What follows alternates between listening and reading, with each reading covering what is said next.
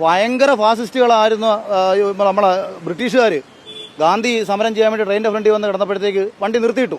അവർ അമാന്യത കാണിച്ചു. അതെ, പക്ഷെ അത് ഇവിടെ പറയാൻ കാര്യമുണ്ട്. ഈ ഗവൺമെന്റ് അത് കാണിക്കത്തില്ല.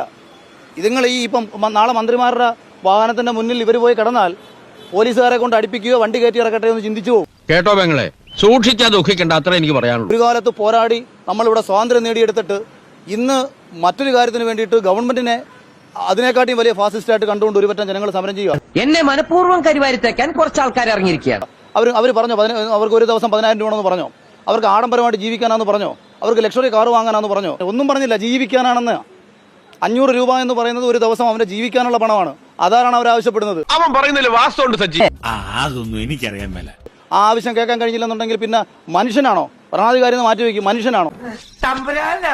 നമ്മുടെ കൺമുന്നിൽ കാണുന്ന ഒരുവന്റെ വേദന കണ്ടിട്ട് നമുക്ക് വേദന തോന്നിയില്ല എന്നുണ്ടെങ്കിൽ, ഞാൻ പറഞ്ഞത് ഇവരുടെ ആ മുട്ടയടിച്ച അമ്മയുടെ അത് കണ്ടപ്പം എനിക്ക് തോന്നിയ വേദനയാണ് എന്നെ ഇവിടെ എത്തിച്ചത്. ഉറപ്പാണോ? എന്താശാനെ അങ്ങനെ ചോദിക്കുന്നത്? ഈ അമ്പലവും പള്ളികളും ഒക്കെ പണിയാൻ നടക്കുന്നതിനെക്കാട്ടിയും പ്രധാനപ്പെട്ട കാര്യമാണ് മനുഷ്യനെന്ന് ആലോചിക്കുക.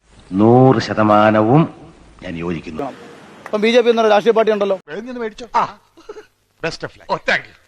BJPക്ക് ഇവിടെ ശബരിമലയ്ക്ക് പ്രശ്നം വന്നു കഴിഞ്ഞാൽ അയ്യപ്പനെ സംരക്ഷിക്കാൻ വേണ്ടി BJP പോകാറില്ലേ?